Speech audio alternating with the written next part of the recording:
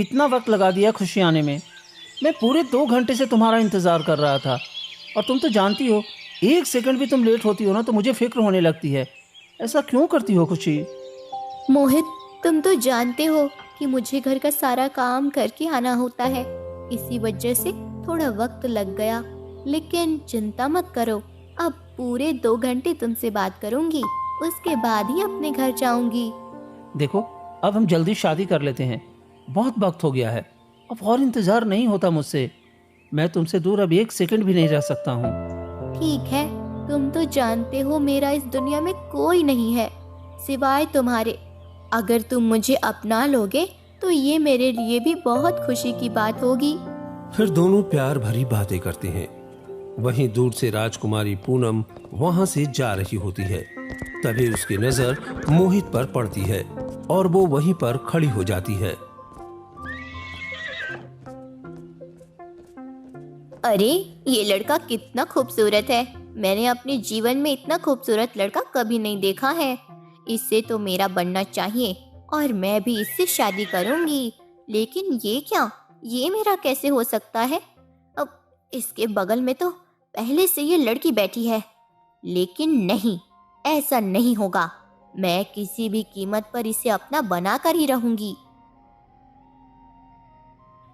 फिर राजकुमारी पूनम परेशान होकर राजमहल चली जाती है और पूरी रात परेशान रहती है। और अगली सुबह राजकुमारी पूनम उठ जाती हैं। नहीं, बस बहुत हो गया। मैं उस लड़के के बिना नहीं रह सकती हूँ। मैंने भी सोचा कि उसका प्रेमिका है तो उसे बुला दूंगी, लेकिन नहीं, उसके बिना मैं नहीं रह सकती हूँ। मुझे उससे अपना बनाना ही होगा। फिर राजकुमारी पूनम महल से निकल पड़ती हैं और जैसे ही गांव की तरफ आती हैं, मोहित उन्हें मिल जाता है। मुझे जल्दी से जाकर अपने दिल की बात कह देना चाहिए। फिर पूनम मोहित के सामने आकर खड़ी हो जाती है। राजकुमारी, आप मेरे सामने? क्या हो गया? सब ठीक तो है ना? मैं तुम्हें कैसे बताऊं? तुम तो जानते हो, मैं जिस चीज को चाहती हूँ उसे मैं अपना बनाए बिना मुझे चैन नहीं आता है। तुम्हें पहली नजर में देखते ही मुझे तुमसे प्रेम हो गया है और मैं तुम्हें अपना पति बनाना चाहती हूँ। देखो, मैंने तुमसे इतना प्रेम किया कि मैं कोई दासी को भी नहीं भेजी हूँ। मैं स्वयं तुम्हारे पास आई हूँ, तो तुम मुझे अपना लो। मैं इस राज्य की राजकुमारी हूँ और आने वाले समय की महारानी। माफ़ कीजिए राजकुमारी, मैं आपका दिल नहीं तोड़ना चाहता, लेकिन मैं पहले ही खुशी नाम की एक लड़की से प्रेम करता हूँ और मैं उसे धोखा नहीं दे सकता। तुम्हारी इतनी हिम्मत? तुम एक राजकुमारी को मना कर रहे हो? सोच लो, तुम्हें इसकी भारी कीमत चुकानी पड़ जाएगी। आपको जो करना है कर लीजिए राजकुमारी, मैं अपने प्रेम को नहीं छोड़ सकता हूँ। मैं उसे बचपन से प्रेम करता हूँ और आप राजकुमारी हो, इसका मतलब ये नहीं कि आप जो चाहो वो आपको मिल जाएगा। प्यार कोई बिकाऊ चीज नहीं है, ये हमें ईश्वर ने खुद दिया है, तो हमारा इस पर जोर नहीं चलता। नहीं, तुम्हें उस लड़की को छोड़ना होगा और मुझसे विवाह करना होगा। ठीक है, मैं इसकी कीमत चुकाने के लिए तैयार हूँ। आपको मेरा सर कलम करवाना है तो करवा दीजिए, मुझे उससे कोई फर्क नहीं पड़ता। बस मैं अपने जीवन में अपने प्रेम को कभी नहीं भूल सकता हूँ। फिर राजकुमारी पूनम गुस्से से वहां से चली जाती है और मोहित को भूल नहीं पाती है। एक दिन राजकुमारी पूनम मन में कहती है, नहीं, मैं उस लड़के को भूल नहीं पा रही हूँ। उसने तो मना कर दिया, लेकिन उसके माता पिता वो जरूर ये सुनहरा मौका हाथ से जाने नहीं देंगे। हाँ, मुझे उसके माता पिता से ही बात करना होगा। राजकुमारी पूनम अपने सैनिकों के साथ मोहित के घर पर आ जाती है, जहां पर विष्णु और पद्मा बैठी होती हैं। राजकुमारी, आप मेरे इस गरीब की झोपड़ी में बताइए कैसे आना हुआ? हम सबसे कोई गुस्ताखी हो गई हो तो हमें माफ कर दीजिए। नहीं, तुम लोगों से कोई गुस्ताखी नहीं हुआ है। मैं तो बस तुम लोगों को एक मौका देने आई हूँ। सोच लो, मैं इस राज्य की राजकुमारी तुम्हारे बेटे से विवाह करना चाहती हूँ। तुम हम दोनों का विवाह कर दो, फिर तुम लोग भी राजमहल में रह सकते हो। फिर तुम लोगों की अच्छी जिंदगी कटेगी। राजकुमारी, आप कैसी बातें कर रही हो? नहीं, मैं ऐसा नहीं कर सकती। मेरा बेटा पहले से ही खुशी नाम की लड़की से बहुत प्रेम करता है और मैं अपने बेटे की जबरदस्ती विवाह आपसे नहीं करवा सकती हूँ। हाँ राजकुमारी, पद्मा ठीक कह रही है। मेरा बेटा बचपन से ही खुशी नाम की लड़की से प्रेम करता है और मैंने भी उसकी आंखों में देखा है। उसकी आंखों में उसका अंधा प्रेम है। मैं उसका दिल नहीं तोड़ सकता। मुझे माफ कर दीजिए राजकुमारी। अगर तुमने मेरा विवाह अपने बेटे से नहीं किया तो मैं तुम्हें बुरी तरह से बर्बाद कर दूंगी। सोच लो, आखिरी मौका दे रही हूँ। जो करना है कर लीजिए। मेरे लिए वो मेरा इकलौता बेटा है और वही मेरे लिए सारा खजाना है। अगर वही नहीं रहा तो मेरे लिए कोई मायने नहीं रखता। इसलिए मैं आपकी विवाह कभी नहीं करवा सकती। इतने में पूनम गुस्से से आग बबूला हो जाती है। सैनिकों, इसका घर तोड़ दो। अगर ये लोग सड़क पर आ जाएंगे तब इनको अक्ल ठिकाने आएगी कि राजकुमारी की नाफरमानी करने की क्या सजा मिलती है। फिर सैनिक विष्णु का घर तोड़ने लगता है। नहीं, भगवान के लिए ऐसा मत करिए राजकुमारी। हम गरीब हैं, हम सड़क पर आ जाएंगे।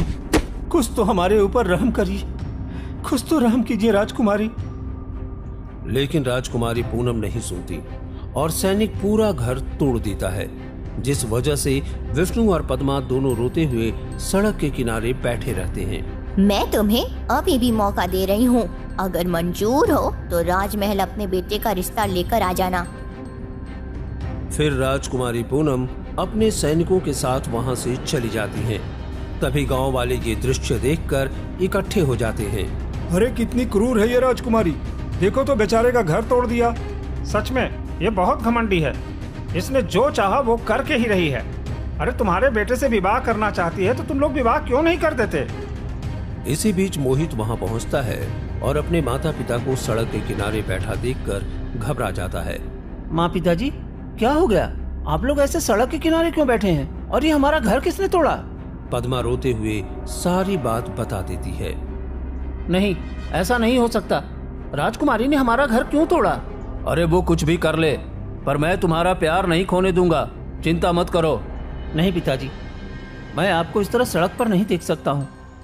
मुझे उससे विवाह कर लेना चाहिए। मैं जाता हूँ और राजकुमारी से विवाह कर लूंगा, नहीं तो वो आपको और कष्ट देगी। बेटा, वो कितना भी कष्ट दे पर मैं तुम्हारी जिंदगी उसके साथ नरक नहीं बनने दूंगी।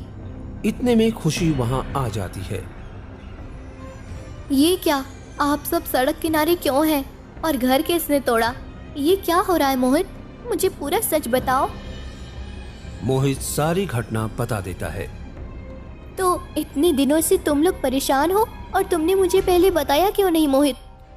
खुशी, मैं नहीं चाहता था कि तुम परेशान हो जाओ, इसलिए मैंने तुम्हें नहीं बताया। ठीक है, आप लोग पहले हमारे घर चलिए। हमारे घर में वैसे भी कोई नहीं है तो आप लोग मेरे घर में रह सकते हो। पर बेटी, ऐसे तुम्हारे घर में रहना ठीक नहीं होगा। लोग क्या कहेंगे? आप मुझे बेटी भी कहते हो और मुझे पराया भी कर देते हो। अच्छा ठीक है, चलो चलते हैं। खुशी सभी को अपने घर ले आती है। दूसरी ओर राजमहल में राजकुमारी पूनम बेचैन होकर बैठी रहती हैं। अरे देखो तो, रात भी होने वाली है और वो लोग अभी तक मेरे राजमहल में नहीं आए। आखिर ऐसा कैसे हो सकता है? जाकर देखना होगा कि आखिर क्या मामला है। राजकुमारी गांव की ओर निकलती है और मोहित का टूटा हुआ घर देखती है। ये क्या, घर के पास कोई नहीं है? वो लोग कहाँ जा सकते हैं? जरूर उस लड़की के घर गए होंगे। फिर पूनम खुशी के घर पहुंचती है और सभी को हंसी खुशी खाते हुए देखती है और वो गुस्से में अंदर घुस जाती है। अच्छा, तो मैंने घर तोड़ दिया और तुम लोग यहाँ रहने आ गए। अब मैं तुम सबको जिंदा नहीं छोड़ूंगी। राजकुमारी, आप यहाँ से चले जाइए। मैं आपको लड़की समझकर छोड़ रहा हूँ। इसका ये मतलब नहीं कि आपका जो मन चाहे वो कर लो। ठीक है, सब कुछ इसी लड़की की वजह से हो रहा है। इसी की वजह से तुम मुझे बार बार ठुकरा रहे हो। अब देखो मैं क्या करती हूँ। फिर पूनम खंजर निकालती है और खुशी के सीने में मार देती है। खुशी वहीं गिर जाती है। नहीं, नहीं, ये तुमने क्या किया? तुमने मेरी प्रेमिका को क्यों मार दिया? बेटी उठो। राजकुमारी, तुमने ये ठीक नहीं किया। भगवान तुम्हें कभी खुश नहीं रखेगा। तुमने एक मासूम की जान ले ली। अगर तुम्हारे बेटे ने मुझसे विवाह नहीं किया तो अगला नंबर उसी का होगा, और तुम लोग गांव छोड़कर भागने की कोशिश भी मत करना। पूनम वहां से चली जाती है। मोहित फूट फूट कर रोने लगता है। नहीं खुशी, तुम मुझे छोड़कर नहीं जा सकती। भगवान के लिए उठ जाओ। मैं तुम्हारे बिना नहीं रह सकता खुशी, मैं तुम्हारे बिना नहीं रह सकता हूँ। मैं कैसा नालायक प्रेमी हूँ, मैं तुम्हें नहीं बचा पाया। मुझे जीने का कोई हक नहीं है, कोई हक नहीं है। जब तक मैं जिंदा रहूंगा वो मेरे माता पिता को भी ढंग से जीने नहीं देगी। सब मेरी वजह से हो रहा है, मेरी वजह से। तुम्हारी इसमें कोई गलती नहीं है बेटा, तुम शांत हो जाओ। लेकिन दुख और पीड़ा में डूबा मोहित कमरे में जा का लेता है। तभी पद्मा और विष्णु भाग कर आते हैं और मोहित को देखकर चीख पड़ते हैं। नहीं मोहित बेटा, ये तुमने क्या किया? उठ जा मेरा बेटा, उठ जा। तुम मुझे छोड़कर नहीं जा सकता है।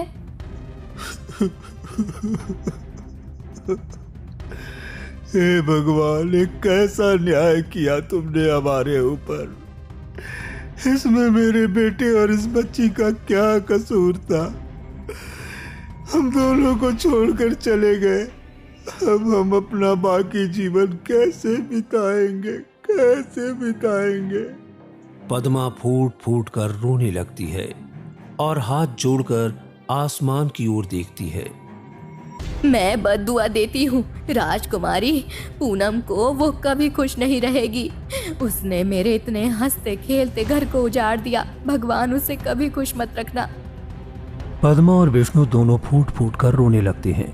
समय धीरे धीरे बीतता रहता है। राजकुमारी पूनम और अधिक क्रूर होती जाती है। जैसे ही उसे पता चलता है कि मोहित ने भी फांसी लगा ली है, वो और अधिक निर्दयी हो जाती है। वो अपना गुस्सा पूरी प्रजा पर निकालने लगती है और ऐसे ही 18 साल बीत जाते हैं। वहीं राजकुमारी पूनम अब इस राज्य की महारानी बन चुकी होती है और राज दरबार में सिंहासन पर बैठी रहती है। तभी राहुल नाम का लड़का दरबार में आता है। जैसे ही पूनम की नजर राहुल पर पड़ती है, वो चौंक जाती है। अरे ये क्या? ये तो बिल्कुल मोहित जैसा है। पूरे 18 साल बाद बिल्कुल उसी चेहरे का व्यक्ति मेरे महल में, ये कैसे हो सकता है? राहुल आगे बढ़ता है। महारानी, मेरे पिताजी ने आपके लिए यह वस्त्र उपहार के तौर पर दिए हैं ताकि आप यही वस्त्र आने वाले त्योहार में पहने। पूनम कुछ नहीं कहती। राहुल वस्त्र रख देता है और वहां से चला जाता है। पूनम की आंखों में बेचैनी साफ दिखाई देती है। मुझे किसी भी तरह इसका पूरा सच जानना होगा। आखिर ये माजरा क्या है? फिर पूनम चोरी चुपके राहुल का पीछा करती है और उसके घर तक पहुंच जाती है, जहां राहुल एक जमींदार के घर में प्रवेश करता है। अच्छा, तो ये जमींदार के घर में रहता है, यानी इसका पूर्ण जन्म है। पहले जन्म में तो मैं इसे हासिल नहीं कर पाई, लेकिन इस जन्म में मैं इसे हासिल करके ही रहूंगी। पूनम जमींदार के घर में जाती है। जमींदार पूनम को देखते ही खुश हो जाता है। रानी, आपका यहाँ कैसे आना हुआ?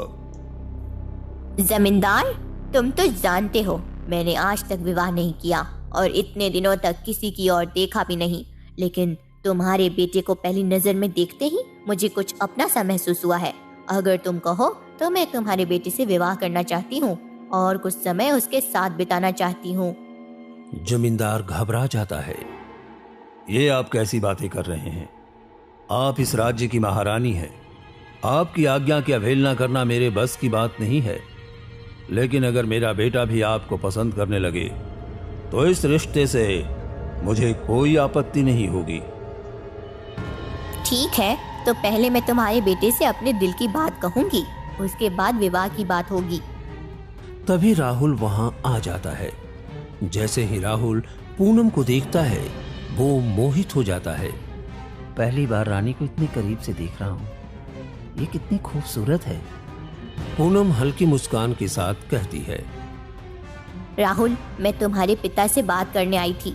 एक काम करो, आज से मैं तुम्हें अपना मंत्री घोषित करती हूँ और तुम मेरे साथ चलो। क्या सच में पिताजी? क्या मैं महारानी के साथ राजमहल जाऊं? बेटा जाओ, और महारानी का अच्छे से ध्यान रखना, किसी भी चीज की कमी नहीं होनी चाहिए। पूनम राहुल को अपने साथ राजमहल लेकर चली जाती है। तभी ऐसे ही थोड़ा वक्त दोनों साथ बिताते हैं और राहुल को पूनम से प्रेम हो जाता है। एक दिन राहुल अकेला बैठा सोच रहा होता है, तभी पूनम वहां आ जाती है। हे भगवान, ये मुझे क्या हो रहा है? रानी से मैं प्रेम कैसे कर बैठा, जबकि रानी मुझसे इतनी बड़ी है। अब मैं क्या करूं? ये क्या हो रहा है मुझे? राहुल देखो, मैं तुमसे आज अपने दिल की बात कहना चाहती हूँ। क्या तुम मेरे साथ कहीं चलोगे? हाँ, क्यों नहीं। कहाँ जाना है? चलो ना, तालाब के किनारे। वहाँ शांति है, जहाँ कोई दासी कोई सैनिक नहीं होगा, सिर्फ तुम और मैं। ठीक है, चलिए चलते हैं। पूनम राहुल को तालाब के किनारे ले जाकर बैठ जाती है। यही वो जगह है जहाँ तुमने पिछले जन्म में खुशी से बातें कर रहे थे, और आज इसी जगह हम दोनों प्यार भरी बातें करेंगे। क्या हुआ रानी, आप कुछ बोल क्यों नहीं रही हैं? मुझे पता है कि हम दोनों की उम्र में बहुत फर्क है, लेकिन फिर भी मैं तुमसे प्रेम करने लगी हूँ और तुमसे विवाह करना चाहती हूँ। ये तो बहुत खुशी की बात है। मैं भी आपसे प्रेम करने लगा था और सोच रहा था कि आपको कैसे बताऊं, लेकिन आपको भी मुझसे प्रेम हो गया है। ये जानकर मुझे बहुत खुशी हो रही है। तो ठीक है, आने वाली त्रयोदशी के दिन हम दोनों धूमधाम से विवाह करेंगे। ठीक है, मैं भी विवाह के लिए तैयार हूँ, पर मेरे पिताजी। मैंने उनसे बात कर ली है, उन्हें भी कोई आपत्ति नहीं है। फिर तो ठीक है, मैं विवाह करने के लिए तैयार हूँ। दूर से सौम्या नाम की लड़की ये सब देख लेती है और वहीं रुक जाती है। ये लड़का इतना सुंदर है, लेकिन ये तो महारानी के साथ बैठा है, यानी कि महारानी इससे प्रेम करती होंगी। मुझे जाना चाहिए। फिर वो चली जाती है और ऐसे ही सौम्या बार बार उसी के बारे में सोचने लगती है। नहीं, अब बहुत हो गया, मुझे उसे भूलना होगा। उससे तो महारानी प्रेम करती है, लेकिन फिर भी सोते उठते बैठते हर वक्त उसका चेहरा मेरी आंखों के सामने क्यों आ जाता है? मुझे कुछ हो रहा है। मुझे साधु महाराज से मिलना चाहिए। सौम्या घने जंगल की ओर जाती है और एक झोपड़ी में पहुंचती है।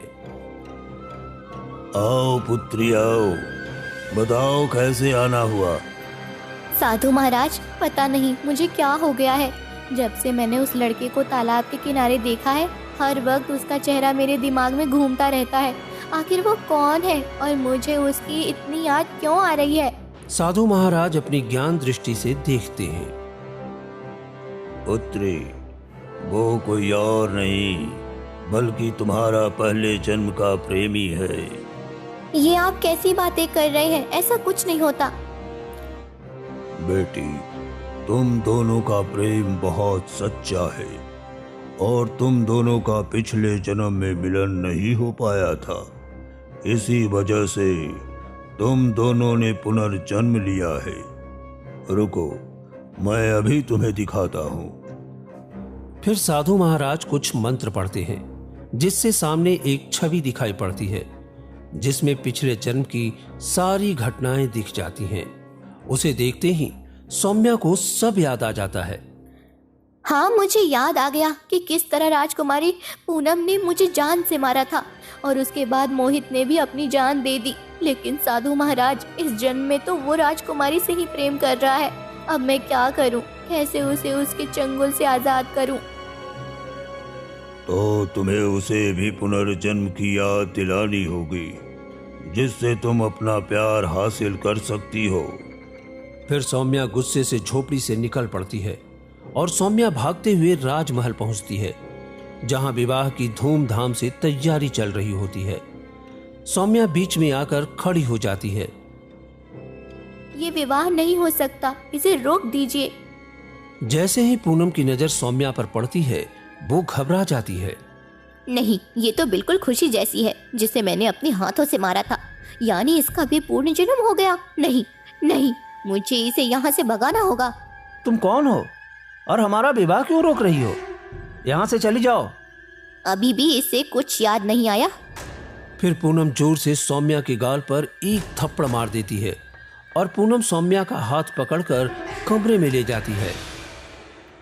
तुम मेरा विवाह क्यों रोक रही हो? यहाँ से चली जाओ। मुझे सब याद आ गया है। तुमने पिछले जन्म में मुझे और मोहित को मार दिया था।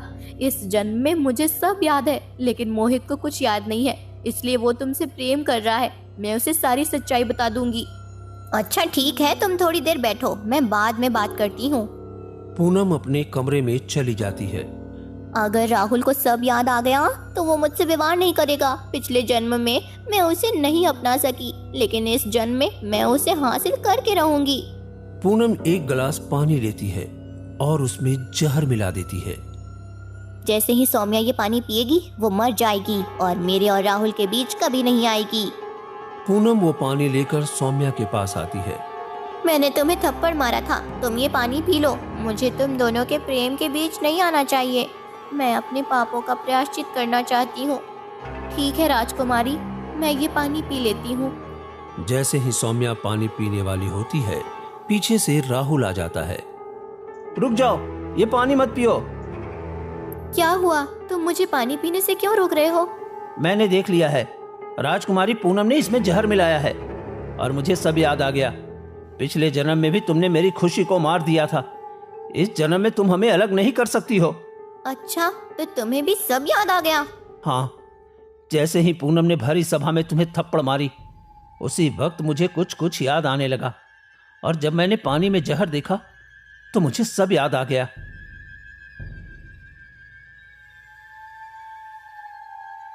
कि पिछले जन्म में भी तुमने मेरी खुशी को मार दिया था। इस जन्म में मेरी खुशी सौम्या है। तुम मेरा प्यार मुझसे नहीं छीन सकती हो। मोहित, तुम्हें सब याद आ गया। मैं तुमसे बहुत प्यार करती हूँ। सौम्या राहुल के गले लग जाती है। नहीं, मैं तुम दोनों को इस जन्म में भी एक नहीं होने दूंगी। सैनिकों, इन्हें पकड़ो और काल कोठरी में बंद कर दो और सुबह सूरज निकलने से पहले फांसी दे दो। सैनिक आकर राहुल और सौम्या को पकड़ लेते हैं। भगवान के लिए ऐसा मत करो राजकुमारी, मुझे छोड़ दो, मुझे जाने दो। लेकिन पूनम उनकी एक नहीं सुनती और दोनों को काल कोठरी में बंद करवा देती है। जो मेरा नहीं हो सकता वो किसी और का कैसे हो सकता है? ये बात पूरे राज्य में आग की तरह फैल जाती है। लोग चौपाल पर जमा होकर तरह तरह की बातें करने लगते हैं। अरे तुमने सुना? वो राहुल और महारानी पूनम का विवाह हो रहा था, तभी एक लड़की ने आकर दोनों का विवाह रोक दिया और कहने लगी कि उसका पुनर्जन्म हुआ है और ये उसके पुनर्जन्म का प्यार है। अरे भला ऐसा भी कभी होता है, हैं? कोई 18 साल बाद फिर से जन्म ले सके?